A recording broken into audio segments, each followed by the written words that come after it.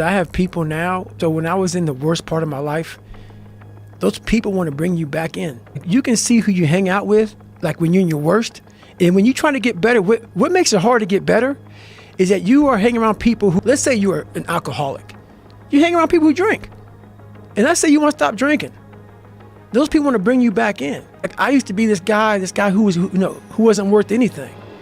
Now those people who are still there, they're 16, 17, 18, 30 years ago, they're trying to get you back there. So the hardest part, you gotta see who you're hanging out with, man. You gotta hang out with the people who you want to be like the most. People will definitely drag you down. They'll drag you down. And especially if you're around someone who makes a lot of excuses and they're always failing. They're the opposite of inspiration. They're like a vacuum. 100%. It's sucking it out of you. Why are you doing that today, man? Yeah. Why are you getting up again so early? Why are you doing this? Why are you doing this?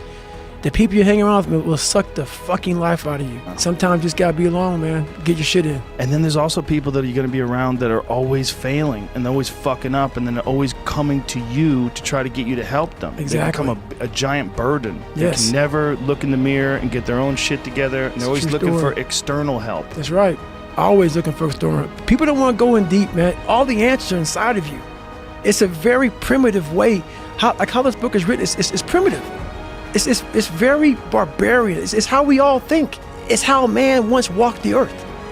And then we get all soft and all these computers and shit. And we start going away from the most powerful thing we have is our fucking brain. It's our mind. And we don't use it anymore. Oh, it's like everything has to be so quick.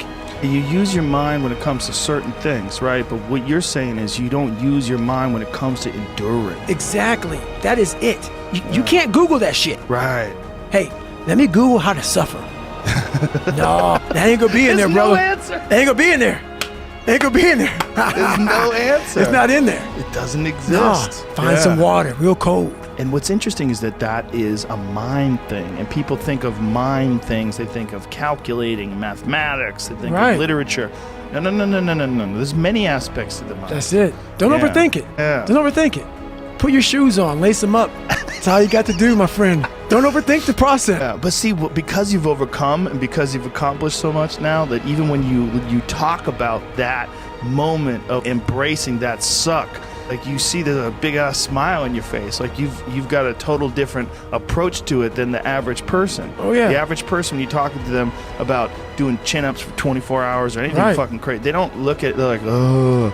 There's like a negative, a doom feeling. That's the thing about it, man. I talk about my book, open-mindedness.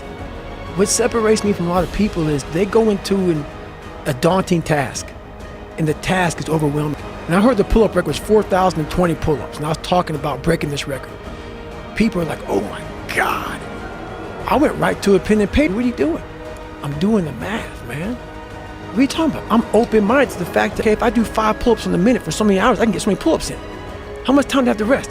I was breaking the math down. You have to be open-minded to the possibilities that I can do this.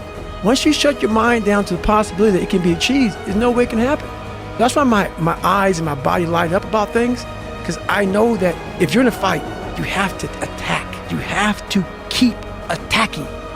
The enemy has to know he is not going to give up. You must break the soul of whatever the fuck is in front of you. That's what I realized. I was never breaking the soul of anything in front of me. So that's why I came up with the thing called Taking Souls in my book.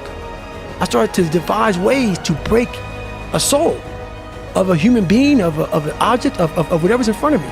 If you keep on attacking something, nothing wants to stand in front of anything that is relentless. Nothing.